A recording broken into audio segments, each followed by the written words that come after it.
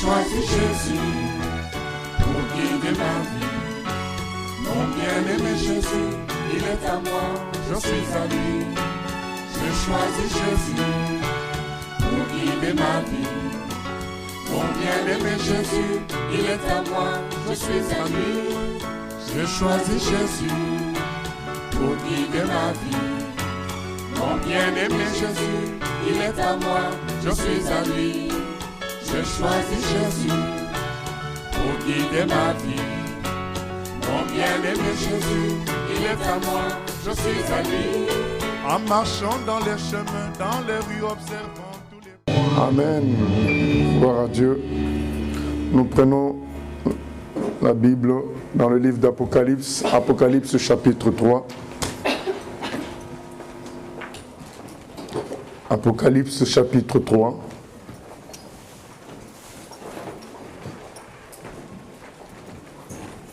À partir du verset 7. Apocalypse 3, 7, il est écrit ceci.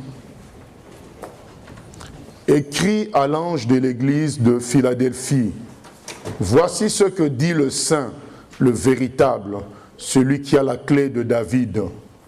Celui qui ouvre et personne ne fermera. Celui qui ferme et personne n'ouvrira. Je connais tes œuvres. Voici, parce que tu as peu de puissance, que tu as gardé ma parole et que tu n'as pas renié mon nom, j'ai mis devant toi une porte ouverte que personne ne peut fermer. Voici, je te donne quelques-uns de ceux de la synagogue de Satan qui se disent juifs et ne le sont pas, mais qui mentent. Voici, je les ferai venir se prosterner à tes pieds et reconnaître que je t'ai aimé. Parce que tu as gardé la parole de la persévérance en moi, je te garderai aussi à l'heure de la tentation qui va venir sur le monde entier pour éprouver les habitants de la terre. Je viens bientôt. Retiens ce que tu as, afin que personne ne prenne ta couronne. Celui qui vaincra, je ferai de lui une colonne dans le temple de mon Dieu, et il n'en sortira plus. J'écrirai sur lui le nom de mon Dieu et le nom de la ville de mon Dieu, de la nouvelle Jérusalem qui descend du ciel d'auprès de mon Dieu, et mon nom nouveau. Que celui qui a des oreilles entende ce que l'Esprit dit aux églises. Donc verset 7 encore. Voici ce que dit le Saint à l'église de Philadelphie, le véritable, celui qui a la clé de David, celui qui ouvre et personne ne fermera, celui qui ferme et personne n'ouvrira. Je connais tes œuvres. Voici parce que tu as peu de puissance, que tu as gardé ma parole et que tu n'as pas renié mon nom, j'ai mis devant toi une porte ouverte que personne ne peut fermer. Voilà ce que disent les Écritures. La clé de David, David était roi, et il y avait une clé qui était réservée à l'intendance. Donc à partir de cette clé-là, on gérait toutes les provisions, tout ce qui concernait aussi l'arsenal, donc l'armée, les armes. Et donc celui qui avait la clé à l'époque, donc était un homme très puissant parce que c'est par lui que venait toute chose, la nourriture, les provisions, le matériel pour la guerre, le matériel pour la construction, beaucoup de choses. Donc le Seigneur veut dire par là que toute chose qui contribue à la vie et à tout sur terre, c'est lui qui a la clé. Donc il a la clé de David, celui qui ouvre et personne ne fermera, celui qui ferme et personne n'ouvrira. Et maintenant, il promet à cette église qui a peu de puissance, mais qui a gardé la parole et qui n'a pas renié le nom du Seigneur, j'ai mis devant toi une porte ouverte que personne ne peut fermer. Donc nous allons parler du langage de porte selon la Bible. Nous prenons aussi Colossiens 4. Colossiens 4, à partir du verset 2. Colossiens 4, à partir du verset 2.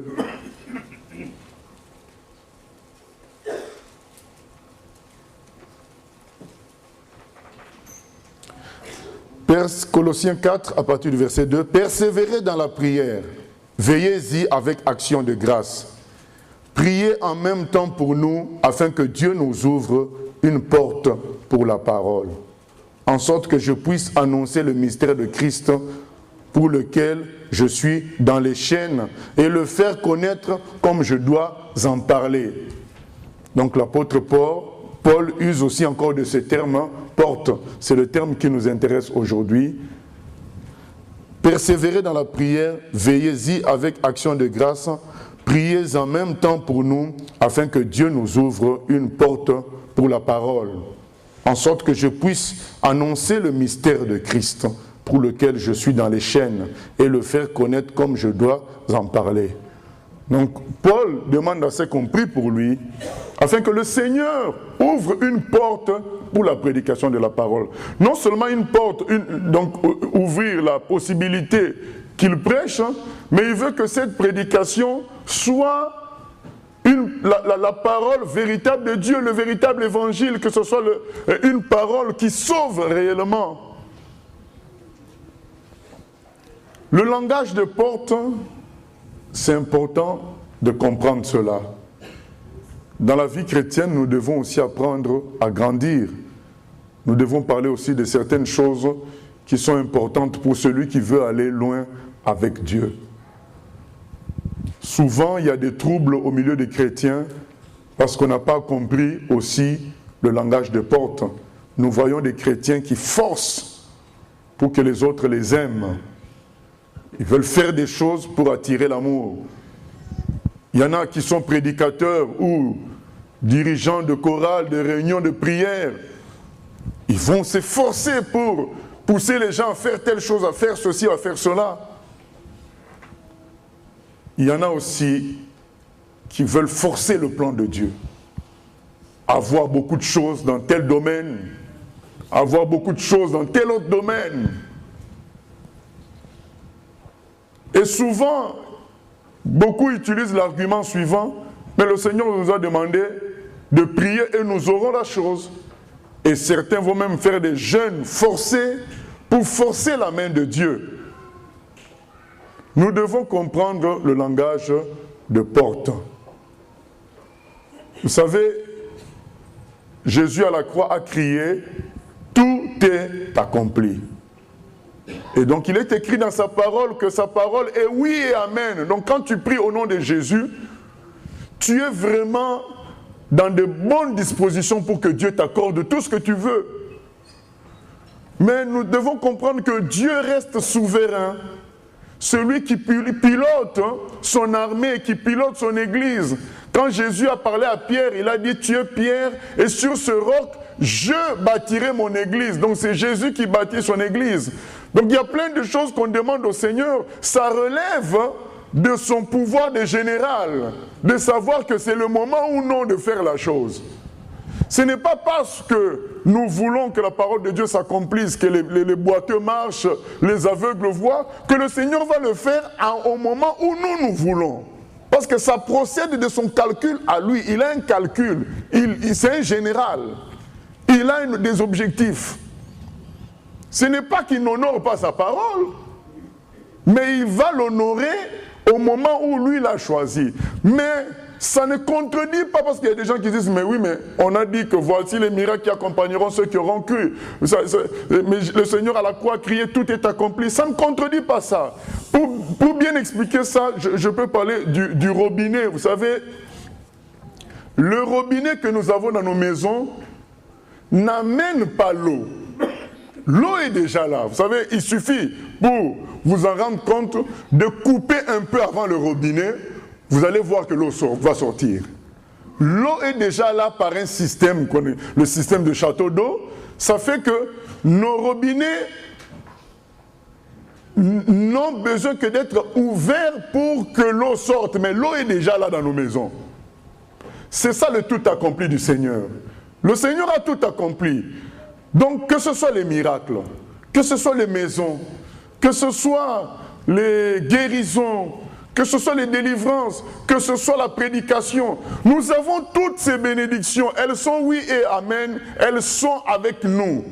mais c'est Jésus qui a la clé de David. Comme il vient de dire dans Apocalypse au chapitre 3, ce n'est pas les chrétiens qui ont la clé de David. Jésus reste le seul à avoir la clé de David. Donc c'est lui qui ouvre les robinets. Mais la bénédiction est déjà là. L'eau est déjà là dans nos maisons. Coupez un peu avant le robinet, vous allez voir. L'eau va sortir. C'est déjà dedans. Mais sauf que il faut ouvrir le robinet pour que ça coule. Donc le robinet sert à ouvrir la porte à l'eau qui est déjà là. Et donc Jésus lui-même aussi est celui qui ouvre les portes. Je vais vous donner une petite différence. Il y a une différence entre prier pour qu'un boiteux marche, prier pour qu'un aveugle voie. Tous les chrétiens peuvent le faire. Mais donner l'ordre, tous les chrétiens ne peuvent pas le faire. Il y a une différence entre prier et donner l'ordre. Les apôtres, ils ont donné l'ordre. Il a dit, lève-toi et marche. Ça, c'est donner un ordre. Mais nous tous, on peut prier pour quelqu'un qui est paralytique. Nous prions que tu te lèves, Seigneur, agis, qu'il se lève et qu'il marche. Ça, c'est donné à nous tous. Et il peut aussi marcher. Mais quand quelqu'un donne l'ordre, c'est quelqu'un qui a vu en esprit qu'une porte lui est ouverte.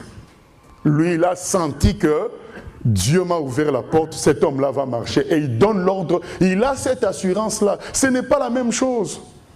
Donc il n'y a pas contradiction entre le fait que Jésus a la clé de David et le fait que les promesses qu'ils nous ont faites sont vraies.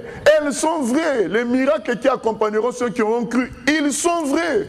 C'est des vraies promesses. Et nous pouvons toujours continuer à prier. Donc si on a quelqu'un en face de nous qui est malade, on prie pour sa guérison. Si on veut voir une ville sauvée, on prie.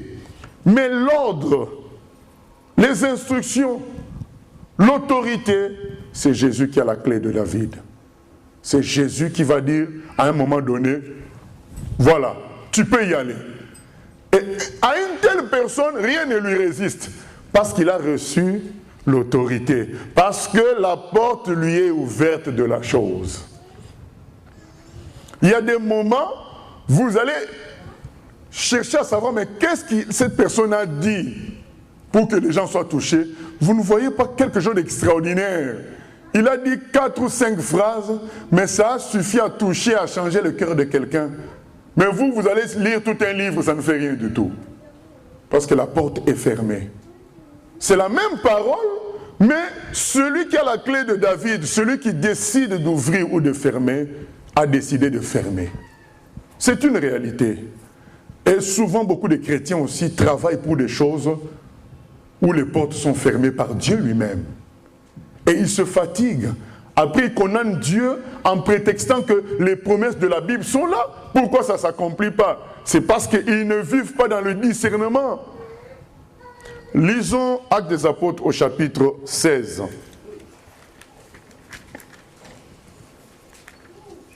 Actes des Apôtres, chapitre 16.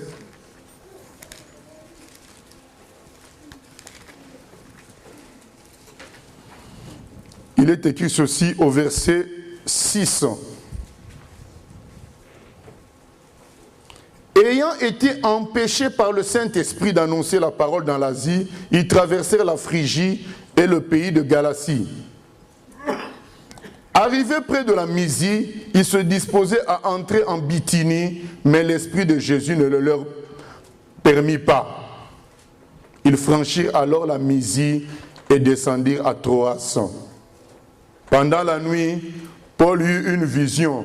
Un Macédonien lui apparut et lui fit cette prière. « Passe en Macédoine, secours-nous. » Après cette vision de Paul, nous cherchâmes aussitôt à nous rendre en Macédoine, concluant que le Seigneur nous appelait à y annoncer la bonne nouvelle. Amen. Ce passage-là nous explique, nous montre c'est quoi la logique de porte. Parfois Dieu ferme. Mais pourtant, ce qu'on veut faire, c'est quelque chose de logique, bibliquement parlant, mais Dieu a fermé la porte, parce que c'est seul Jésus qui a la clé de David. Paul veut aller annoncer la parole en Asie. Qu'est-ce qui est dit? Il a été empêché par qui? Par le Saint-Esprit. Mais pourtant, prêcher la parole, c'est une bonne chose. D'ailleurs, ça fait partie de la mission de Paul.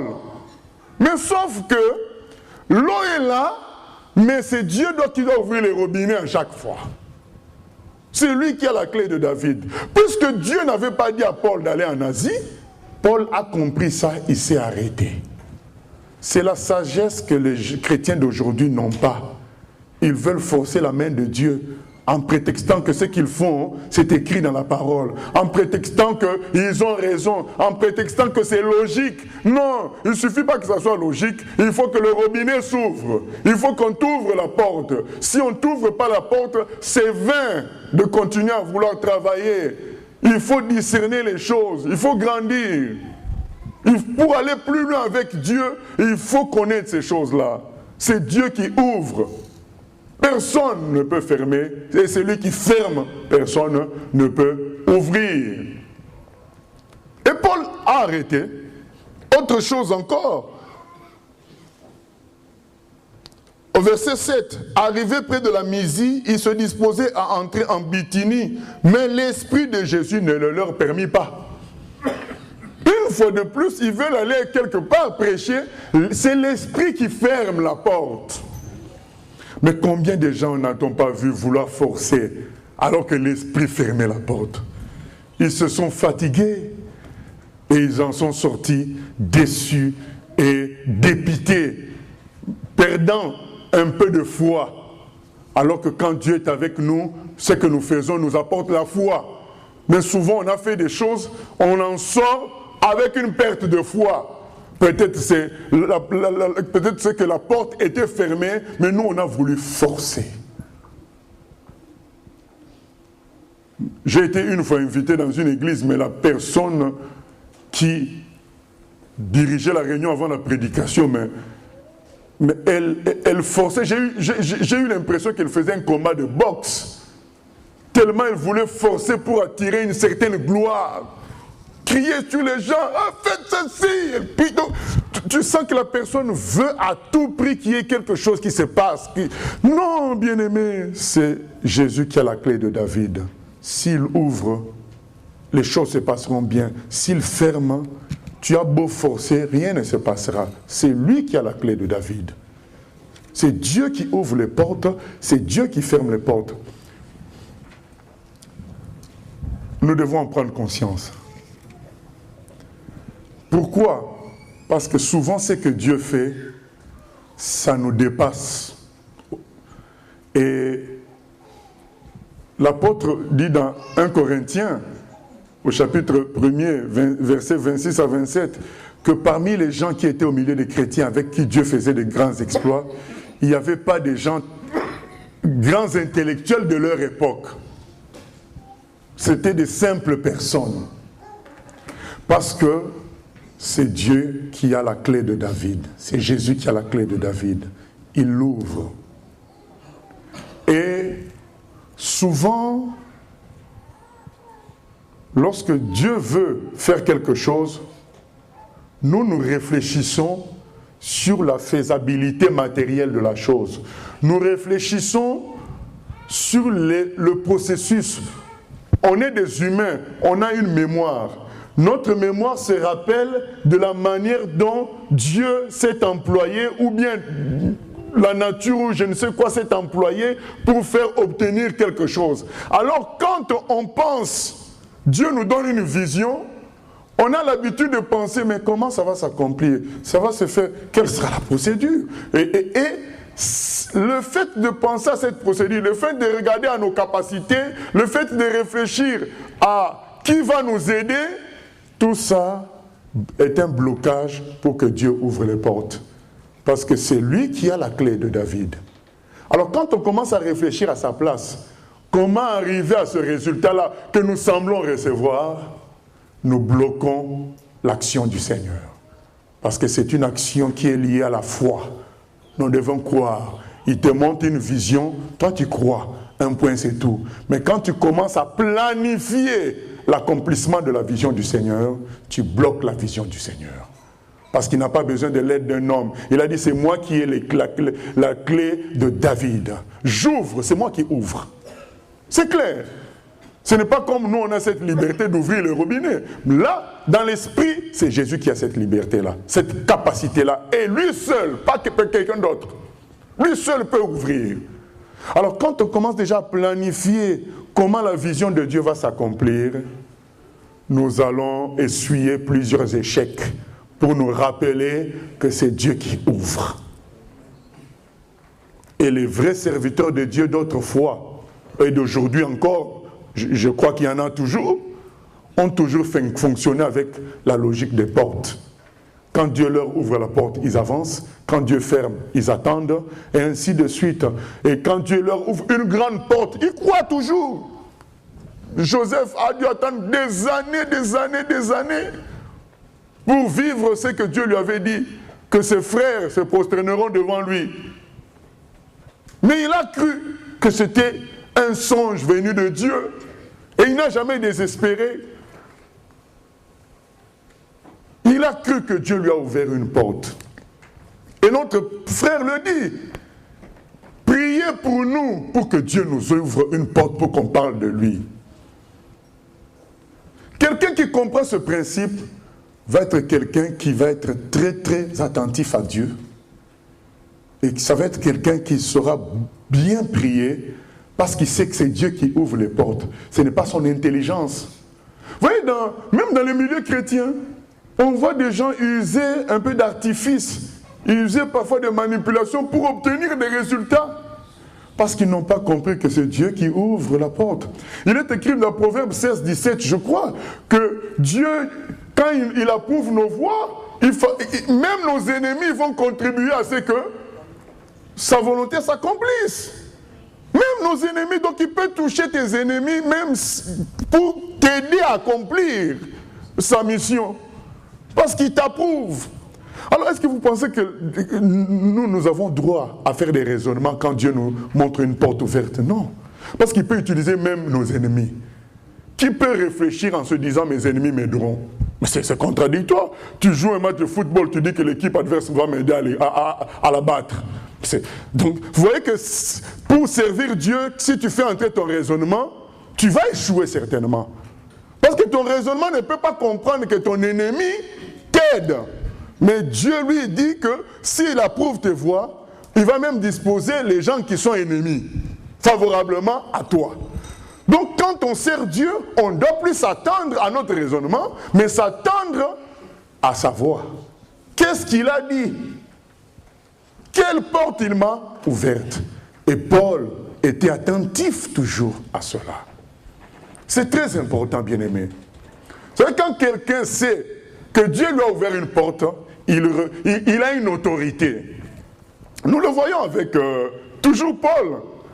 Il s'est retrouvé dans un navire, dans la tempête, dans des conditions climatiques difficiles.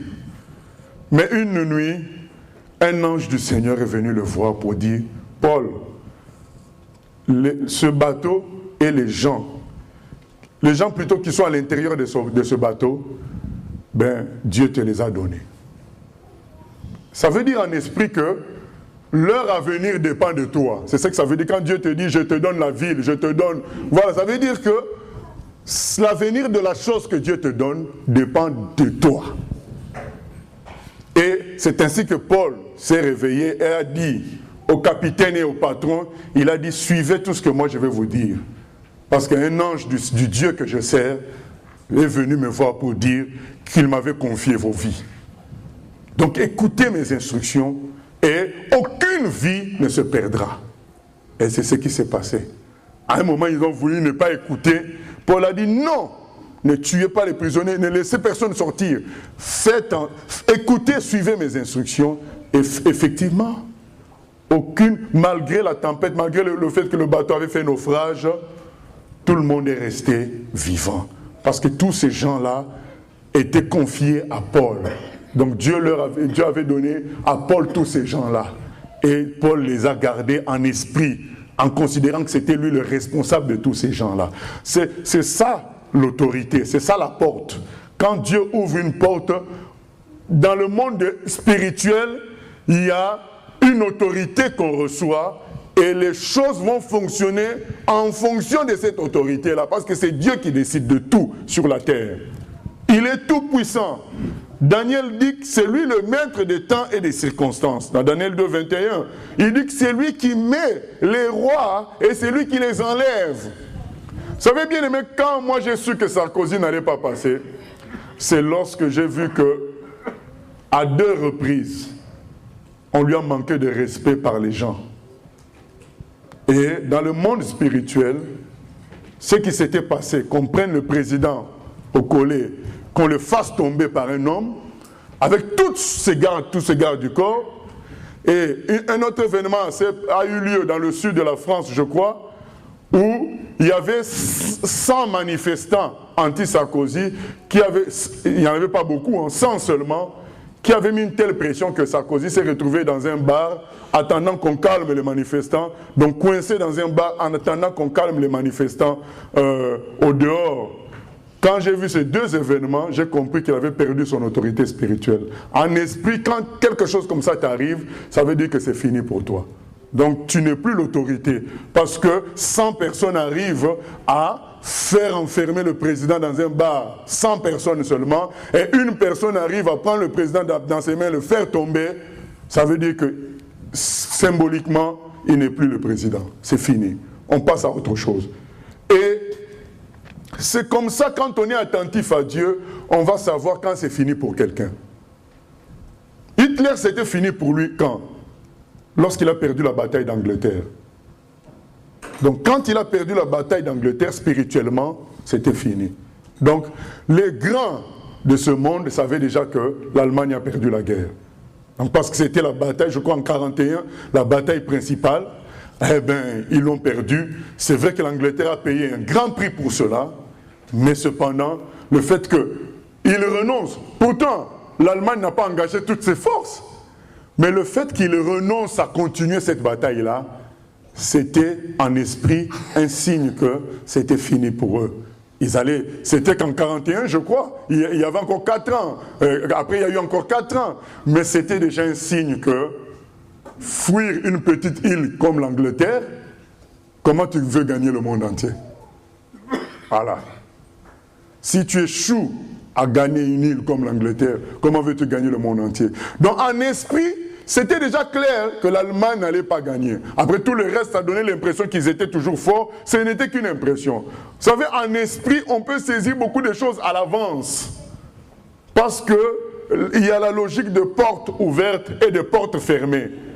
Donc, quand Dieu ouvre une porte, on voit.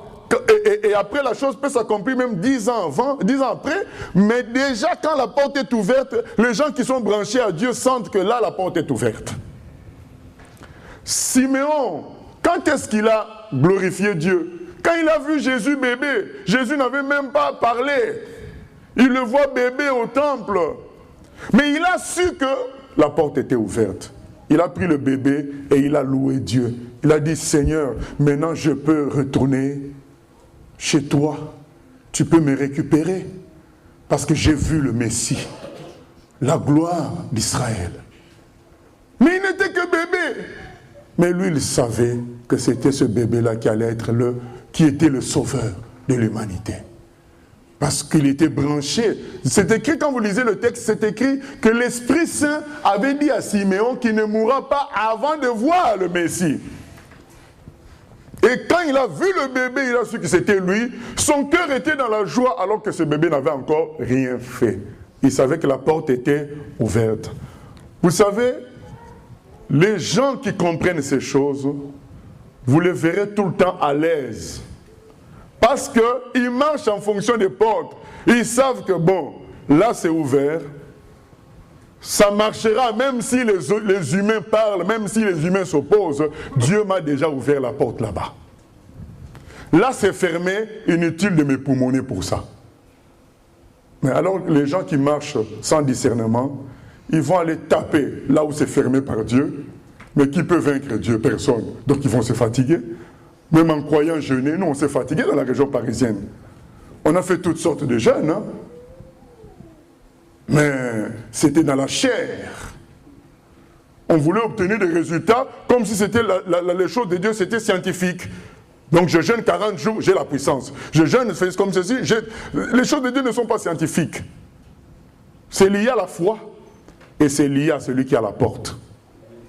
Et c'est lui le général. Il a un plan d'action pour son église. Ce n'est pas un homme qui a le plan d'action. On peut toujours se réveiller un jour et dire, bon, j'ai une belle maison, j'ai de l'argent, j'achète des instruments et je fais une église. Mais bien aimé, ce n'est pas ça qui va faire une église. C'est celui qui a la clé de David. C'est lui qui ouvre. S'il n'ouvre pas, tu vas faire tout ce que tu veux avec tous les moyens que tu veux. Rien ne va se faire. Pensons bien aimé que si c'était l'argent qui arrangeait les choses spirituelles, Dieu nous en aurait donné beaucoup. Mais ce n'est pas tout ça. Ce n'est pas le talent oratoire de quelqu'un. Mais c'est l'Esprit de Dieu. D'ailleurs, il le dit clairement dans Zacharie 4,6. Ce n'est ni par la force, ni la puissance, mais c'est par mon esprit. Il le dit encore dans Jean 15. Sans moi, vous ne pouvez rien faire. C'est clair. Après, c'est nous qui avons transformé les versets bibliques pour obliger quelqu'un à parler en langue. C'est écrit, voici les miracles qui accompagneront ceux qui ont cru. En mon nom, ils feront ceci, ils feront cela. Et on veut obliger, mais non. Celui qui a la clé de David, c'est Jésus-Christ. D'accord, nous avons toutes ces choses, mais il y a quelqu'un qui ouvre là le robinet. C'est Jésus. Nous devons comprendre ces choses. Sinon, nous allons entrer dans des forcings. Il y en a qui forcent, à tout prix veulent se marier, ils forcent. Mais c'est Dieu qui ouvre les portes. Et quand on force comme ça, on va se lancer dans des sentiers qui vont nous fatiguer. Vous savez, quelque chose qui nous amène une perte de foi, souvent, ce n'est pas Dieu qui est dans l'affaire. Quelque chose qui commence à nous détruire la foi, à nous enlever la force de servir Dieu. Ça montre que dans la chose, nous nous prenons pas comme Dieu le voudrait. On ne marche pas selon les portes ouvertes de Dieu, mais on marche selon notre logique à nous. Et c'est pourquoi ça entraîne la perte de foi, ça entraîne des troubles, ça entraîne le manque de joie. Il y a quelque chose qu'on n'a pas saisi, et c'est ce qu'on va donner comme conseil pour avoir les portes ouvertes du Seigneur. La solution est dans les deux passages qu'on a lus en premier, Apocalypse 3 et Colossiens 4. Mais nous devons nous habituer à la manière de fonctionner de Dieu. Dieu peut te dire à l'avance qu'un tel. Vous savez, Dieu parle, lui, parfois, il parle au présent. Nous, quand on entend le présent, on se dit aujourd'hui. Mais Dieu, lui, n'a pas de futur, de passé et de présent. Il parle qu'au présent. C'est pourquoi Dieu va te dire, un tel est converti. Mais toi, tu te dis, donc aujourd'hui, il s'est converti. Non, Dieu l'a déjà vu converti. Donc lui, il parle au présent. Il dit, je te donne cette ville. Parce que lui, il parle au présent. Mais toi, tu te dis, c'est aujourd'hui. Et quand tu n'as pas la chose au temps de Dieu, tu commences à douter et tu commences à hésiter. Alors que c'est Dieu qui t'a bien parlé. Vous vous souvenez de tout ça, non? Il s'est rempli d'exemples comme ça dans la Bible. Non? Abraham, on lui a promis l'enfant. Mais Dieu parlait de cet enfant comme d'une réalité tellement proche que Abraham, bon, sa femme s'est fatiguée d'attendre. Mais il est écrit, on vient de lire, c'est Dieu qui ouvre la porte et personne ne peut fermer. Si Dieu t'a ouvert une porte, ça ne se fermera pas. Ça ne se fermera pas. C'est lui seul qui ferme. Oh, lui n'ouvre pas pour fermer, bien-aimé, attention. Dieu n'ouvre pas pour fermer. Voilà. Il ferme certaines portes. Mais quand il ouvre, ce n'est pas pour fermer. Il a dit à cette église d'Apocalypse, voilà, j'ai t'ai ouvert une porte. Il n'a pas dit après je fermerai. Non, j'ai t'ai ouvert une porte. Il a dit qu'il est celui qui ferme aussi, mais il n'a pas dit que la porte que lui il ouvre, il ferme. Non. Il ferme d'autres portes. Que les gens s'ouvrent par eux-mêmes, par la chair, ou que Satan ouvre. Satan aussi peut ouvrir des portes. Vous ne voyez pas certains musiciens, parfois ils ont du succès. Satan leur ouvre des portes.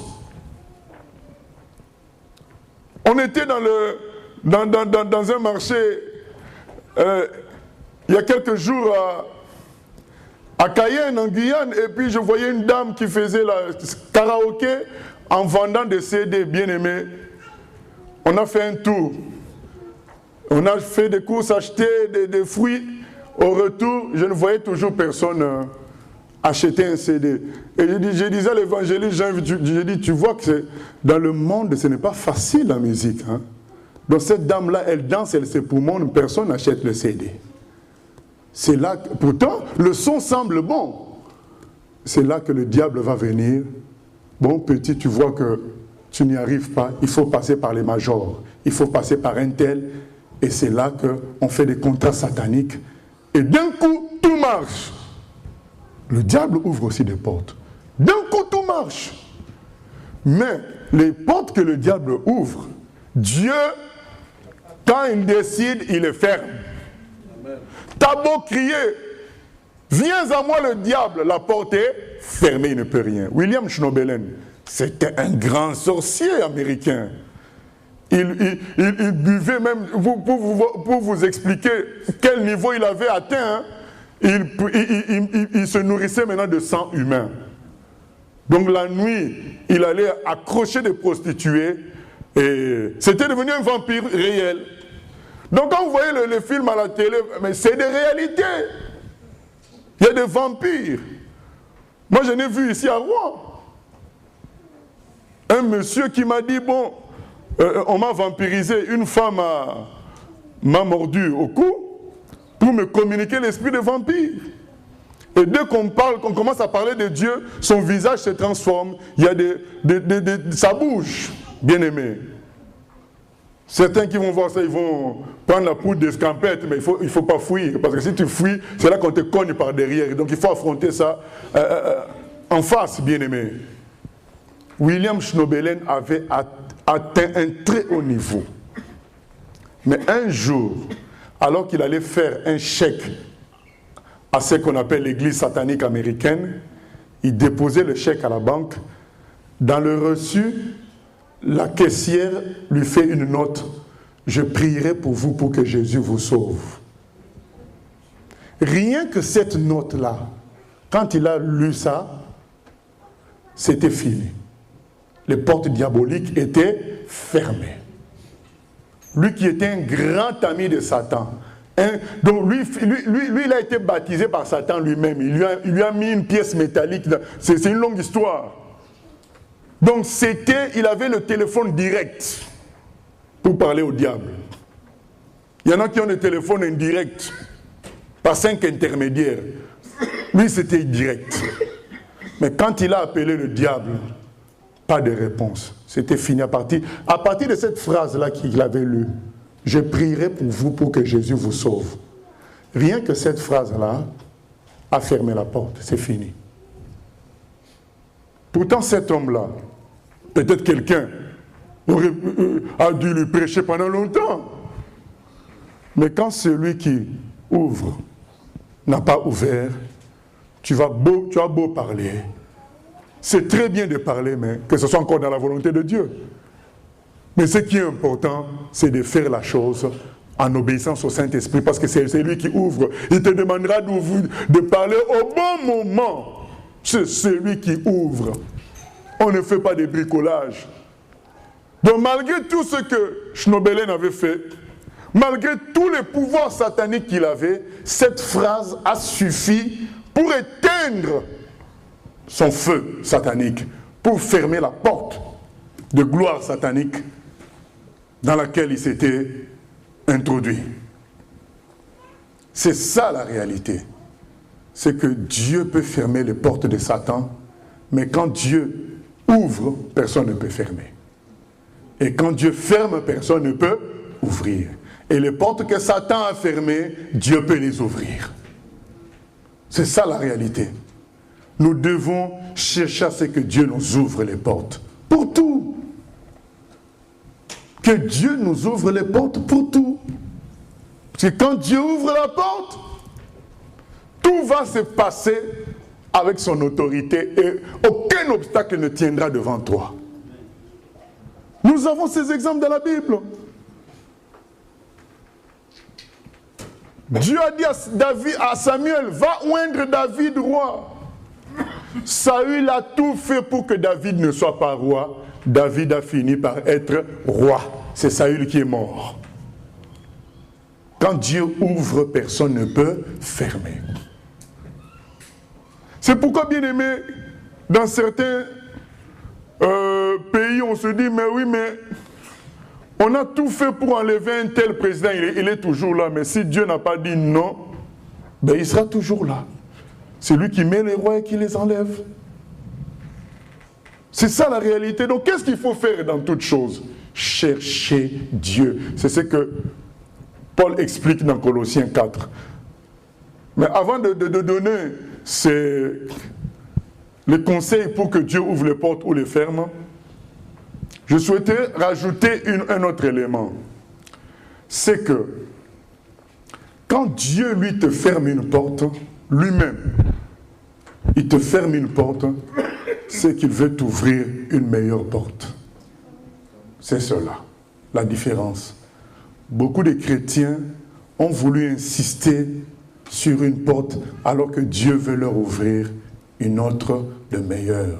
Ils voient bien que Dieu a fermé, mais ils insistent en utilisant la manipulation, en utilisant la gentillesse charnelle, en utilisant l'argent, en utilisant les raisonnements humains. Ils veulent s'accrocher à une porte alors que Dieu a déjà tourné.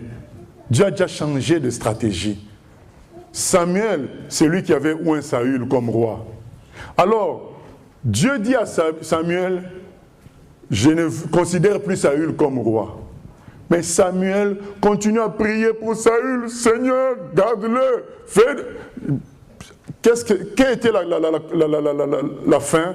C'est que Dieu a fini par s'énerver sur Samuel pour dire, Samuel, tu arrêtes de prier pour Saül parce que moi je l'ai déjà rejeté. Samuel, tu es quelqu'un de bon pour moi. Je t'aime beaucoup. Je ne veux pas que tu passes ton temps à prier pour quelque chose qui ne sert à rien, pour perdre du temps. Arrête de prier, plus tu pries, ça veut dire que tu t'opposes à moi. Voilà. Moi j'ai rejeté Saül, toi tu continues à prier pour Saül, donc tu t'opposes à moi maintenant.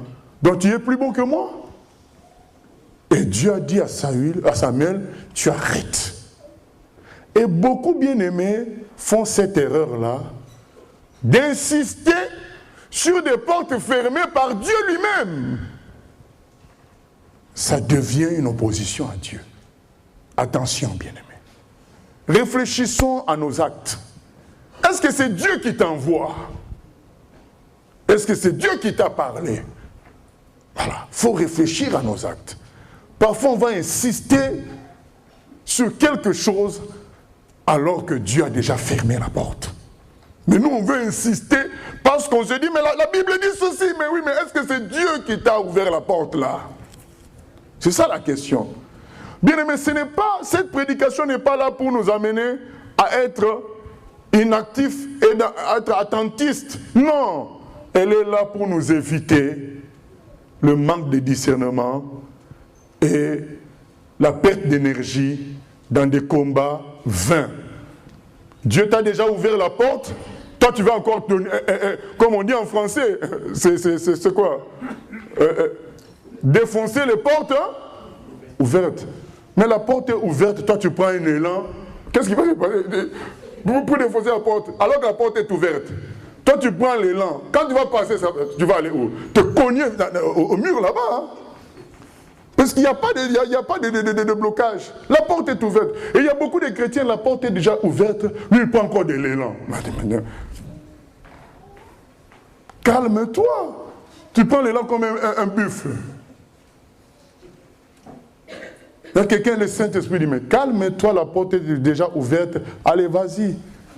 Ne dépense pas de l'énergie inutilement. Comme Paul dit, il dit que je ne tape pas de coups dans le vide. La porte t'est ouverte, avance seulement. Mais pourquoi on veut dépenser de l'énergie? Parce qu'on veut être sûr que c'est nous qui allons faire la chose. On ne veut pas laisser à Dieu la gloire tout seul. On veut faire pour voir, pour sentir qu'on a fait.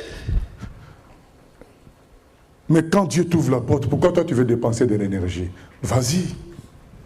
Mais quand Dieu aussi a fermé, bien-aimé, là même si tu prends le plus grand élan, ça restera fermé.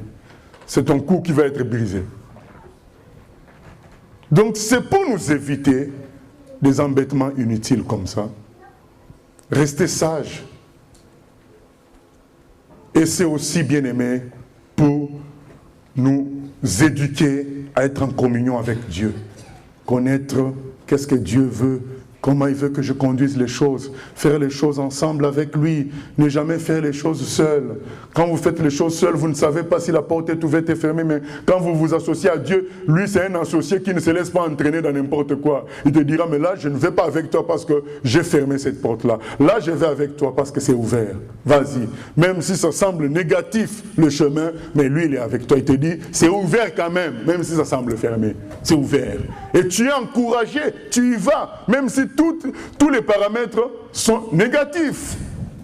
Ce que tu fais là, est-ce que c'est entraîné par Dieu ou pas? C'est important. Et je clôturerai en disant qu'il fallait savoir que quand Dieu te fermait une porte, c'était pour t'ouvrir une meilleure.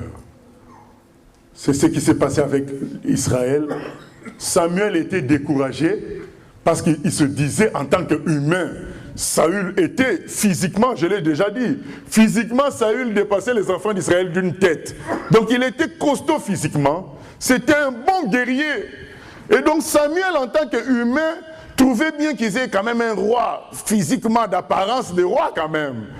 Mais lui on lui a demandé d'aller oindre un enfant comme roi. En tant qu'humain on se dit, bah, je préfère quand même le roi qui est costaud. Mais Dieu a dit, moi j'ai décidé que ce soit l'enfant là qui soit le roi. Voilà.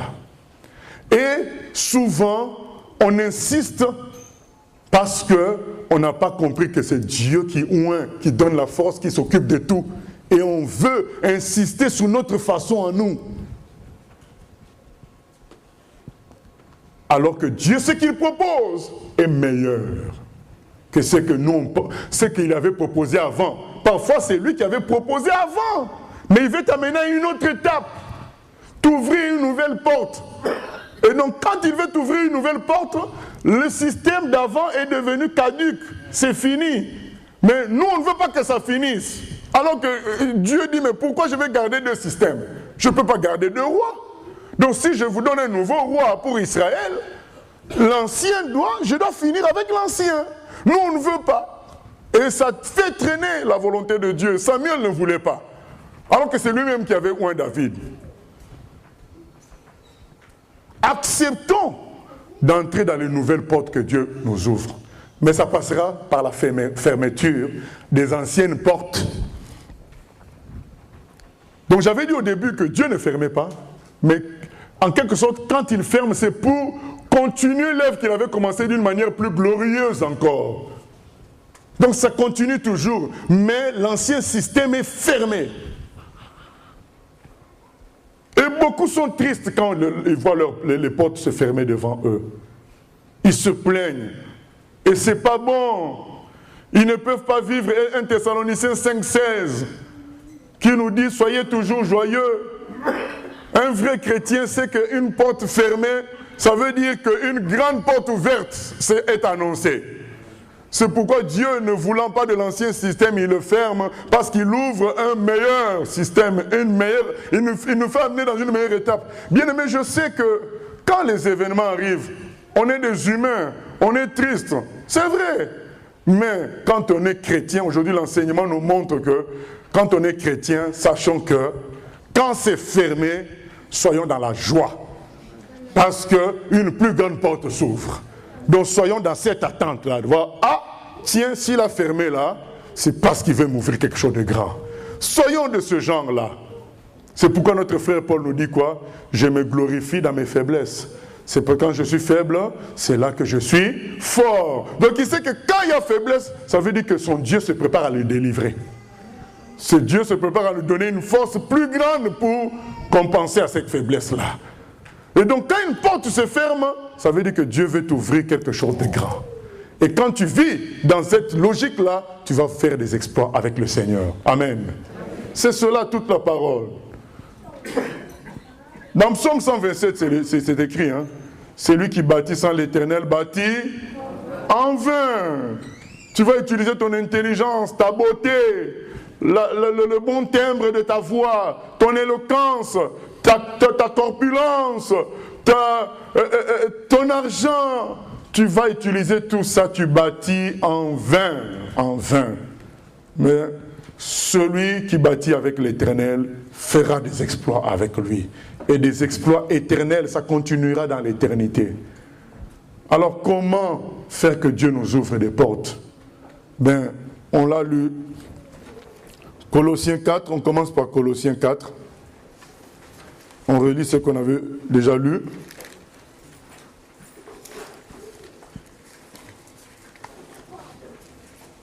Colossiens 4.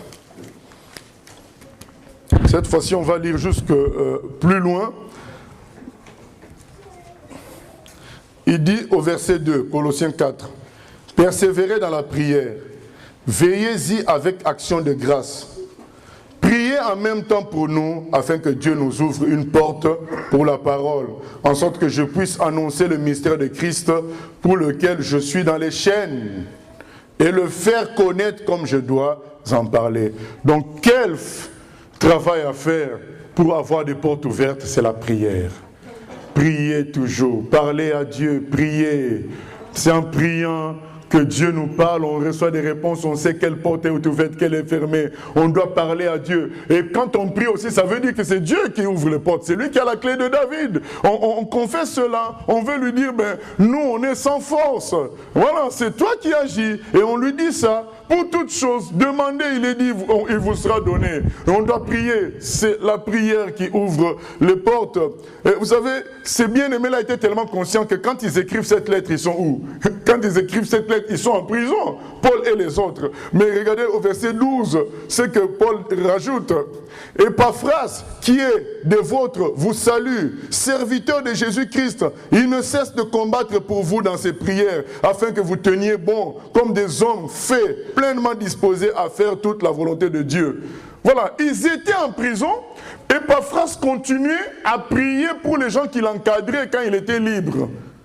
Donc il considérait qu'en prison, il pouvait les diriger par ses prières, faire en sorte qu'ils soient protégés, qu'ils tiennent bon, qu'ils soient dans l'amour pour le Seigneur toujours. Donc ils étaient conscients que c'est Dieu qui ouvre les portes.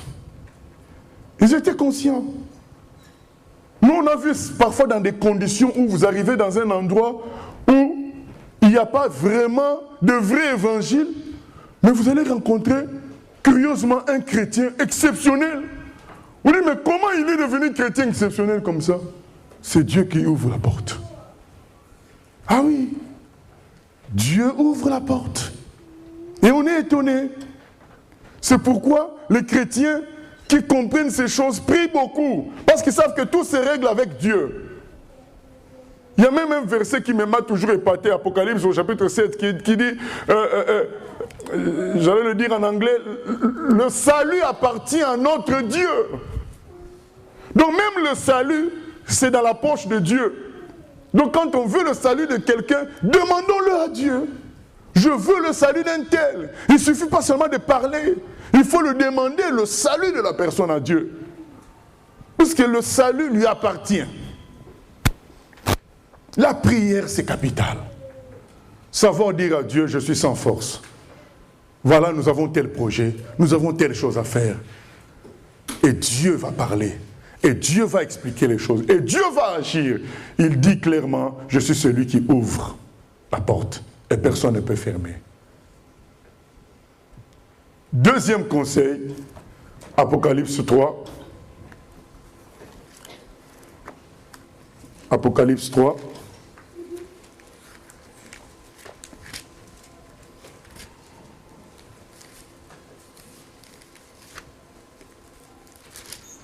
Il est dit ceci, écrit à l'ange de Philadelphie, verset 7. Voici ce que dit le Saint, le véritable, celui qui a la clé de David, celui qui ouvre et personne ne fermera, celui qui ferme et personne n'ouvrira. Je connais tes œuvres. Voici, parce que tu as peu de puissance, que tu as gardé ma parole et que tu n'as pas renié mon nom, j'ai mis devant toi une porte ouverte que personne ne peut fermer. Amen. Voici, je te donne quelques-uns de ceux de la synagogue de Satan qui se disent juifs et ne le sont pas, mais qui mentent. Voici, je les ferai venir se prosterner à tes pieds et reconnaître que je t'ai aimé. Parce que tu as gardé la parole de la persévérance en moi, je te garderai aussi à l'heure de la tentation qui va venir sur le monde entier pour éprouver les habitants de la terre. Voici ce que Dieu dit à cette église-là. Tu as peu de puissance. Qu'est-ce que ça veut dire tu as peu de puissance? Ça veut dire que tu te crois faible. Vous vous souvenez du passage qui dit « Heureux les pauvres en esprit ». Donc c'est comme si Dieu dit à cette église-là « Heureux êtes-vous parce que vous êtes des pauvres en esprit. Vous n'êtes pas des gens qui vous croyez forts. Voici parce que tu as peu de puissance. Tu te crois faible, tu te crois petit. C'est très bien. J'aime ça. Parce que Dieu seul est grand. Nous devons réaliser qu'on est petit, on est faible. On ne doit pas venir avec des sensations comme si on était fort. Jésus dit que celui qui se croit debout prenne garde de tomber. Il dit quand on arrive dans une fête, mettons-nous à la dernière place. Il dit que le plus grand parmi vous, c'est celui qui est le serviteur des autres. C'est celui qui est le plus petit. Il dit mais voici parce que tu as peu de puissance. J'aime une telle attitude, dit Jésus. Deuxième attitude, tu as gardé ma parole et tu n'as pas renié mon nom. Bien-aimé, tout ton comportement, tous tes projets, ta façon de régler les problèmes, ta façon de marcher doit être encadrée par la parole de Dieu. On entend souvent aujourd'hui, moi je pense, moi je, non. Un vrai chrétien dira, il est écrit. Il est écrit. Sauf ce n'est pas écrit, il dit, voilà ce qui est écrit, à partir de là, moi je pense telle chose, parce que la discussion, la chose qui est liée à la discussion n'a pas une solution écrite clairement dans la Bible. Là on peut comprendre. Mais la plupart des choses ont des solutions directement écrites dans la Bible. Donc nous devrions dire il est écrit. Nous devions gérer notre foyer en fonction d'il est écrit. Nous devions gérer notre façon de manger, de bâtir nos projets en fonction de ce qui est écrit. Et à partir de ce moment-là, le Seigneur sera avec nous. Il ne faut pas faire les choses parce que quelqu'un s'est agité, il a prophétisé quelque chose. Mais non. D'accord, on aime les prophéties, mais on doit tout vérifier en fonction de la Bible.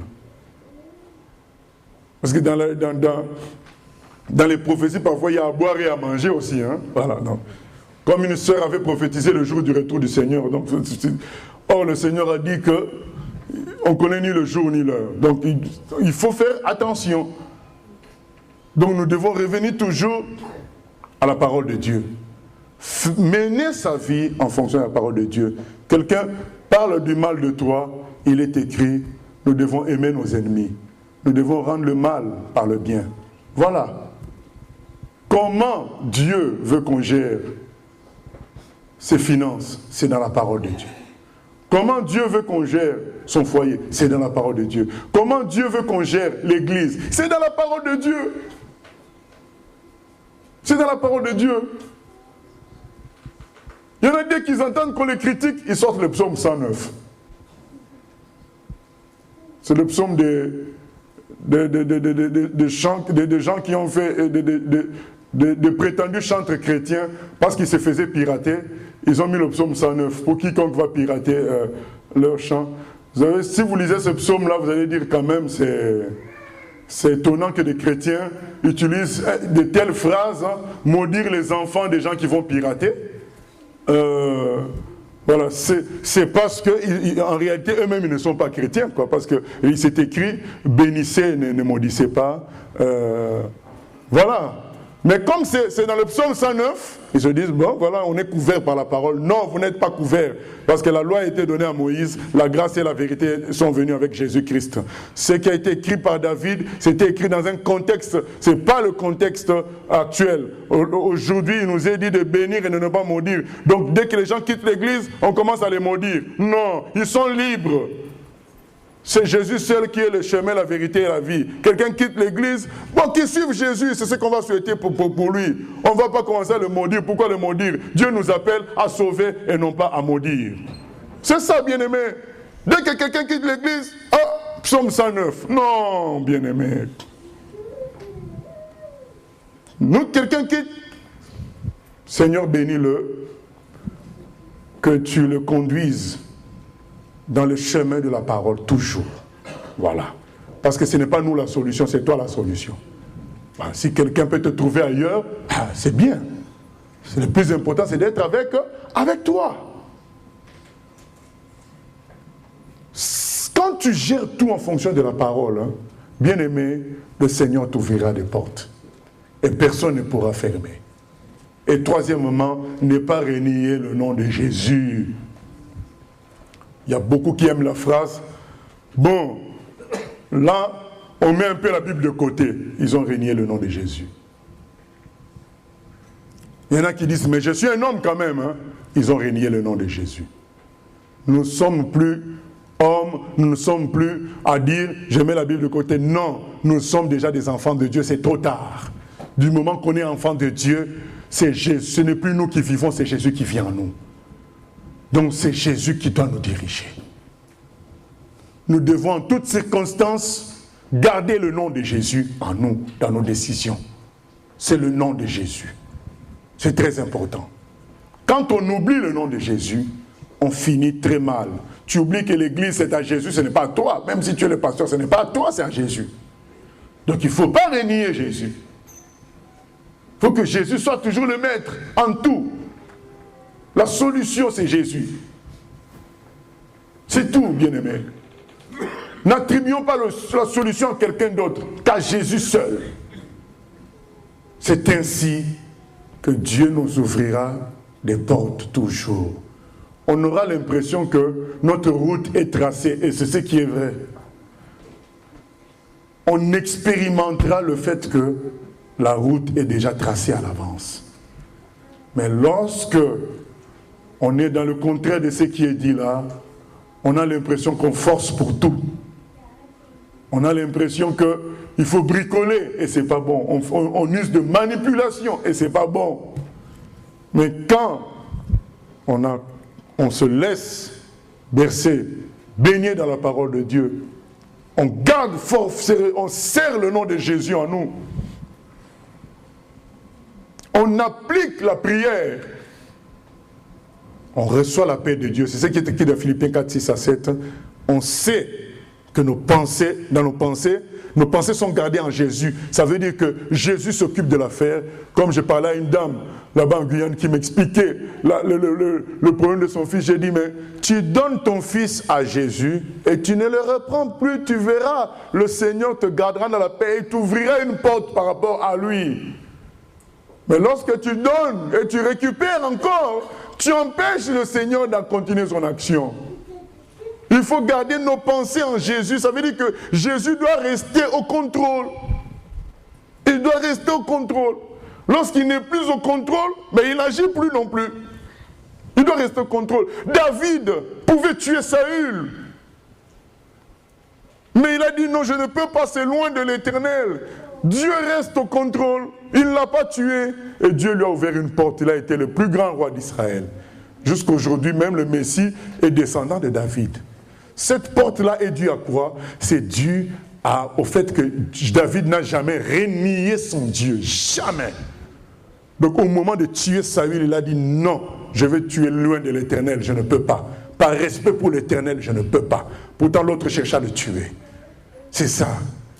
David, c'est l'homme selon le cœur de Dieu.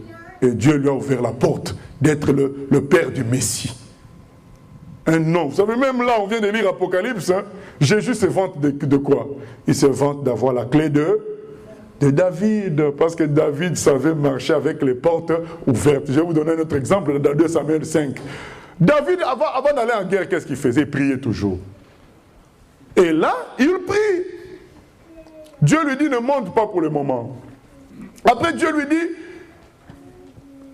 tu monteras quand tu entendras le bruit des pas au sommet des arbres. tu sauras que c'est bon. Et David, attends! Quand il a entendu le bruit des pas, il est parti en guerre. Ce n'est pas ce que Saül avait fait. Saül, on dit d'attendre Samuel, le jour où Samuel fait le sacrifice, là il part, il a attendu jusqu'au 7e jour donné, mais il n'a pas attendu jusqu'à la fin du 7e jour. Il a dit, bon, là les gens commencent à s'en aller, mes soldats commencent à s'en aller, moi je fais le sacrifice. Donc c'est quelqu'un qui ne connaissait pas la logique des portes, c'est Dieu qui ouvre la porte. Donc il comptait sur sa force physique et ses gens en lui. On voit la différence. Gédéon, pour clôturer bien aimé, Gédéon, il doit s'en aller en guerre. Ils étaient plus de 10 000.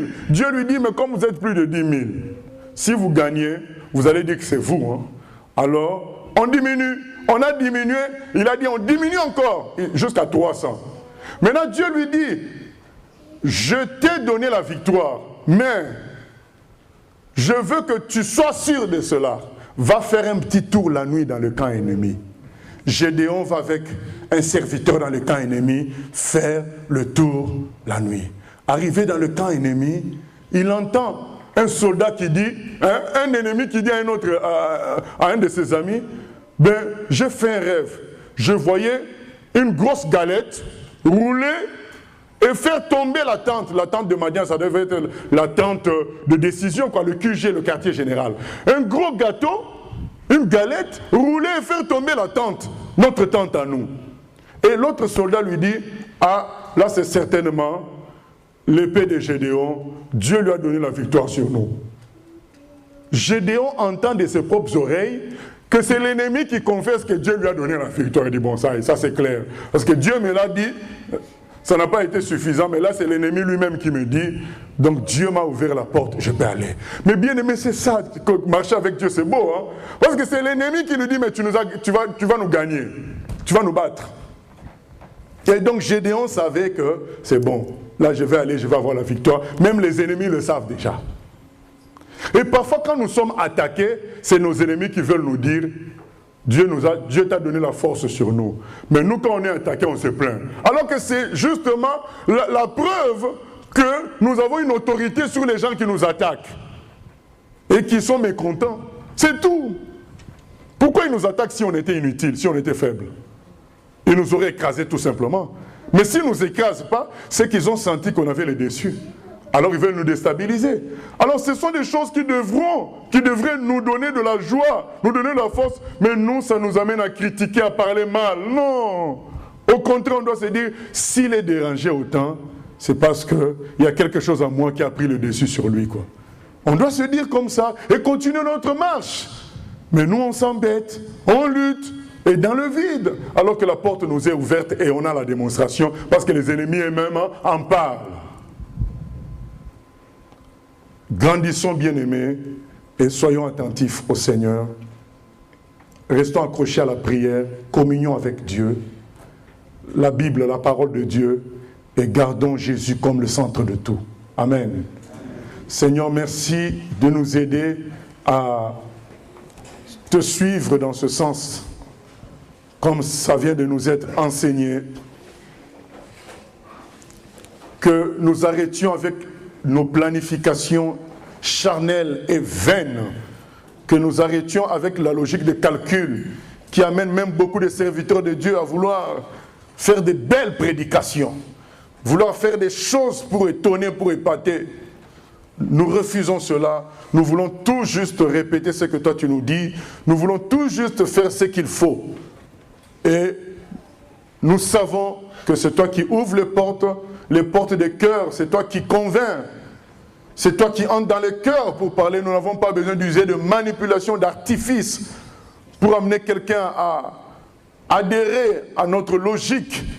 Mais nous avons besoin de présenter ta parole, de présenter tes projets à toi, Seigneur.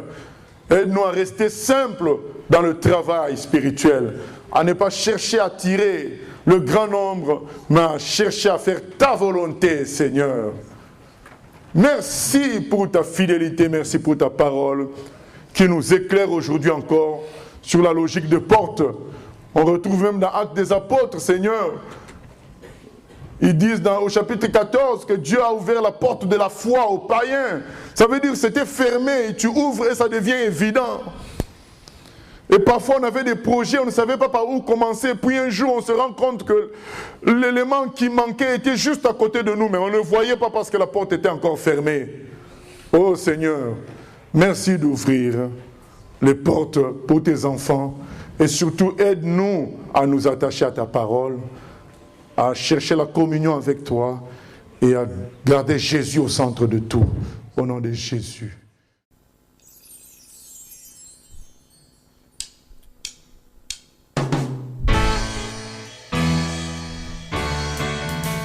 J'ai choisi Jésus.